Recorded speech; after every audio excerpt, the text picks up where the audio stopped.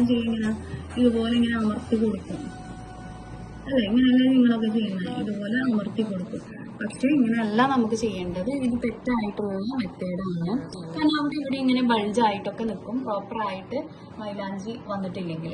അപ്പം നമ്മൾ എന്ത് ചെയ്യും? തിൻ ലൈനാണ് ആദ്യം ചെയ്ത് കൊടുക്കുന്നത്. തിൻ ലൈന് നമ്മൾ എന്ത് ചെയ്യുക? നമ്മൾ മുകളിൽ പഠിച്ചിട്ടുള്ള ആ ഒരു മെത്തേഡിൽ തന്നെ ഇതുപോലെ ലൈന് ചെയ്ത് കൊടുക്കുക. എത്ര ലെങ്ത്തിലാണോ വേണ്ടത് ആ ലെങ്ത്തിൽ ലൈൻ ഇതുപോലെ ചെയ്ത് കൊടുക്കുക. എന്നതിന് ശേഷം നമ്മൾ എന്ത് ചെയ്യുക? ഇതിന്റെ തൊട്ടടുത്ത് തന്നെ വീണ്ടും ഒരു ലൈന് ചെയ്ത് കൊടുക്കുക. ഓക്കെ, തൊട്ടടുത്തായിട്ട് തന്നെ വീണ്ടും ഒരു ലൈൻ ചെയ്ത് കൊടുക്കുക. ഏകദേശം ഒരേ ഡിസ്റ്റൻസ് ആയിട്ടാണ് നമുക്ക് കിട്ടിയിട്ടുള്ളത്. അതേപോലെ ലൈൻ ചെയ്യുമ്പോൾ നമ്മൾ മെയിനായിട്ട് ശ്രദ്ധിക്കേണ്ട ഒരു കാര്യമാണ് ഡിസ്റ്റൻസ് ഒരേപോലെ ആക്കി കൊടുക്കുക എന്നുള്ളത്. ഇപ്പോൾ ലൈൻസ് നമ്മൾ പ്രാക്ടീസിങ് കൂടുതൽ ചെയ്യുമ്പോൾ ഒരേ ഡിസ്റ്റൻസിൽ ചെയ്യാൻ വേണ്ടിയിട്ട് നോക്കുക കേട്ടോ മാക്സിമം. ഇനി നമ്മൾ എന്ത് ചെയ്യുക? ഇതിനെയാണ് നമ്മൾ തിക്ക് ലൈൻ ആക്കി കൊടുക്കാൻ പോകുന്നത്. ഇവിടെ ഇതുപോലെ ഇങ്ങനെ പ്രഷറിങ് ചെയ്ത് കൊടുക്കുക. ഇത് നമുക്ക് ഫില്ലാവാൻ എത്ര പ്രഷറിങ് ചെയ്യണം അതിനനുസരിച്ചുള്ള പ്രഷറിങ് കൊടുത്താൽ മതി. നന്നായിട്ട് അമർത്തി കൊടുത്തിട്ട് ഇങ്ങനെ ഒറ്റ പ്രഷറിങ്ങിൽ മുഴുവനാക്കുക. അല്ലെങ്കിൽ കുറച്ച് ചെയ്ത് ബാക്കി ഇവിടെ വന്ന് അങ്ങനെ ചെയ്യണം. ഒറ്റ പ്രഷറിങ്ങിൽ ഫില്ലാവുന്ന രീതിക്ക് ഇതുപോലെ അമർത്തി ഇങ്ങനെ കൊണ്ടുപോയിട്ട് ഫില്ല് ചെയ്ത് കൊടുക്കാം. ഇതാണ് കറക്റ്റ് തിക്ക് ലൈന് ചെയ്യാനുള്ള മെത്തേഡ്. അപ്പോഴാണ് നമുക്ക് കറക്റ്റ് ഇതിങ്ങനെ മുകളിലേക്ക് ഇങ്ങനെ പൊങ്ങി നിൽക്കുള്ളൂ. അതാണ് നമുക്ക് കാണാൻ ഭംഗി ഉണ്ടാവുക. ഓക്കെ, ഇതുപോലെ 2 ലൈന് വരയ്ക്കുക. ഈ ലൈനിന്റെ ഗ്യാപ്പാണ് നമ്മൾ എന്ത് ചെയ്യുന്നത്? ഫില്ല് ചെയ്ത് കൊടുക്കുന്നത്. ഇതുപോലെ പ്രഷറിങ് കൊടുത്തിട്ട് ഇങ്ങനെ ഫില്ല് ചെയ്തെടുക്കും. ഓക്കെ,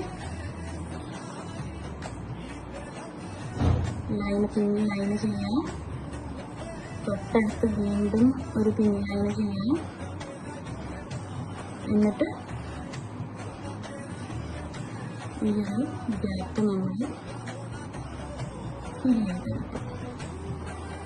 ഓക്കെ, അപ്പോൾ ഇതാണ് നമുക്ക് തിക്ക് ലൈന് ചെയ്യാനുള്ള കറക്റ്റ് മെത്തേഡ്. അതേപോലെ പലരും ഒരുപാട് ഇതുപോലെ ഇങ്ങനെ പ്രഷറിങ് കൊടുത്തിട്ട് ചെയ്യും. അതേപോലെ തന്നെ ഇങ്ങനെ കൊടുത്തിട്ട് ലൈന് കൊടുത്തതിന് ശേഷം ഇതിനുള്ളിൽ കളറിങ് ചെയ്യുന്ന പോലെ ഇങ്ങനെ ചെയ്യും. ഇങ്ങനെ ചെയ്താലും ഇത് കറക്റ്റ് അല്ല കേട്ടോ. നമുക്ക് ആ ഒരു നമ്മൾ ചെയ്യുന്ന വർക്കിന് ഒരു പ്രൊഫഷണൽ ടച്ച് കിട്ടൂല. അപ്പോൾ ഈ ഒരു രീതിക്ക് ചെയ്ത് കഴിഞ്ഞാൽ ഇതിങ്ങനെ ഫില്ലായിട്ടൊക്കെ നിൽക്കും. പക്ഷെ ഇങ്ങനെ എംബോസ് ചെയ്ത് ഇങ്ങനെ പുറത്തേക്ക് തള്ളി നിൽക്കൂല. മുകളിലേക്ക് തള്ളി നിൽക്കുമ്പോഴാണ് തിക്ക് ലൈന് നമുക്ക് കാണാനും കുറച്ചും കൂടെ ഭംഗി കിട്ടുക. അതിന് വേണ്ടിയിട്ടാണ് നമ്മൾ എന്ത് ചെയ്യുന്നത്? നല്ല പ്രഷറിങ് കൊടുത്തിട്ട് ഒരൊറ്റതിൽ ഫില്ല് ചെയ്ത് കൊടുക്കുന്നത്. ഓക്കെ, അപ്പോൾ നമ്മൾ തിൻ ലൈനും തിക്ക് ലൈനും പഠിച്ചു. നെക്സ്റ്റ് നമ്മൾ പഠിക്കാൻ പോകുന്നത് സ്ലാൻഡിങ് ലൈനാണ്.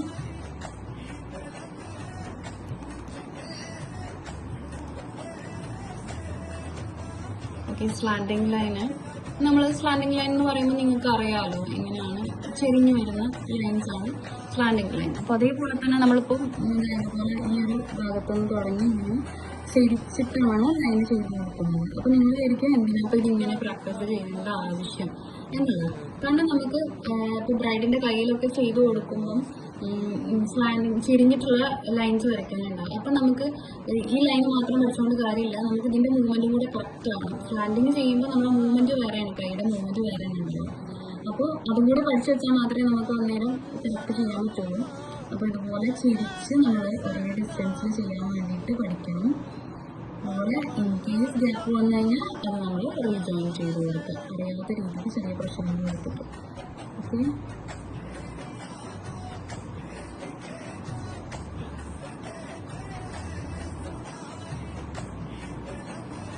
ഇങ്ങനെ സ്ലാൻഡിങ് ലൈൻസ് പ്രാക്ടീസ് ചെയ്യാം.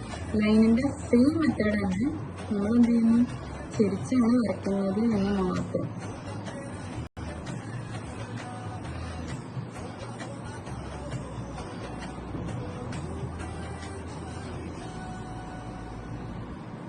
ഓക്കെ, അപ്പോൾ ഇത് ഒരു ബോക്സിന്റെ അകത്ത് ചെയ്യുകയാണെന്നുണ്ടെങ്കിൽ ഇപ്പോൾ ബോക്സ് നമുക്ക് വരച്ചു കൊടുക്കാം. നിങ്ങൾ പെൻസിൽ കൊണ്ട് വരയ്ക്കണമെങ്കിൽ വരച്ചോ.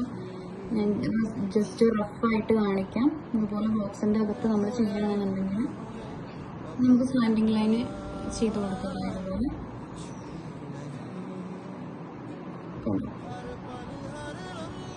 ഇങ്ങനെയൊക്കെ നമുക്ക് സ്ലാൻഡിങ് ലൈൻസ് ചെയ്യാനുണ്ടാവും.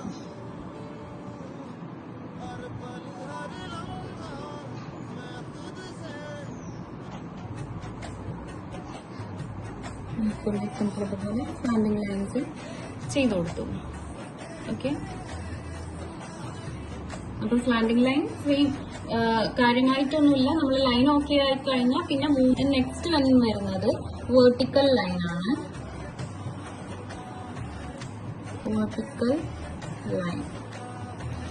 വേർട്ടിക്കൽ ലൈൻ എന്ന് പറയുമ്പോൾ നിങ്ങൾക്കറിയാലോ, ഇവിടെ നിന്ന് തുടങ്ങുന്നു, നേരെ താഴേക്ക് മൂവ്മെന്റ് കൊടുക്കുക. ഇത് മൂവ്മെന്റ് താഴേക്ക് കൊടുക്കാൻ ചിലർക്ക് ബുദ്ധിമുട്ടുണ്ടാവും. അപ്പൊ അത് പ്രാക്ടീസിങ് ആവാനും കൂടി വേണ്ടിയിട്ടാണ്. ഇവിടെ ടച്ച് ചെയ്യുന്നു, പ്രഷറിങ് കൊടുക്കുന്നു, നൂല് പോലെ വലിച്ച് നമ്മൾ താഴേക്ക് കൊണ്ടുവരുന്നു. എത്ര ലെങ്ത്തിലാണ് വേണ്ടത് അവിടെ സ്റ്റോപ്പ് ചെയ്ത് കൊടുക്കുന്നു. ഇതും അതേപോലെ തന്നെ നമ്മൾ ഒരേ ഡിസ്റ്റൻസിൽ ചെയ്യാൻ വേണ്ടിയിട്ട് പ്രാക്ടീസ് ചെയ്യാം.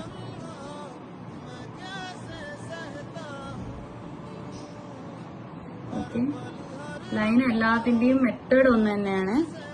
സ്റ്റാർട്ടിങ്ങിൽ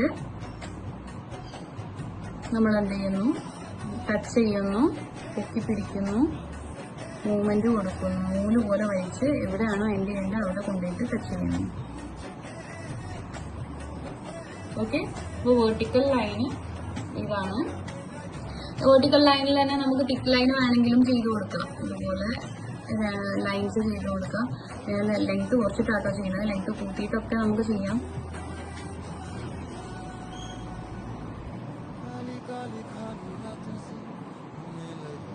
അതുപോലെ ലൈൻസ് ചെയ്യാം. അതിനുശേഷം നമ്മൾ എന്ത് ചെയ്യുക, ഇത് തിക്ക് ലൈനാക്കി കൊടുക്കാം. സെയിം മെത്തേഡ് തന്നെ, പ്രഷറിങ് കൊടുക്കുക. ഒറ്റ പ്രഷറിങ്ങിൽ ഫില്ലാവുന്ന രീതിക്ക് ഇങ്ങനെ കൊണ്ടുവരാം. ഇതിപ്പോൾ ഇത് തൊട്ടടുത്തുള്ള ഫില്ല് ചെയ്യണമെന്നുണ്ടെങ്കിൽ ഫില്ല് ചെയ്താൽ മതി, അല്ലെങ്കിൽ ഒരെണ്ണം വിട്ടതിന് ശേഷം നമ്മൾ അടുത്തത് ഫില്ല് ചെയ്യണമെന്നുണ്ടെങ്കിൽ അങ്ങനെ ചെയ്ത് കൊടുക്കാം. ഓക്കെ.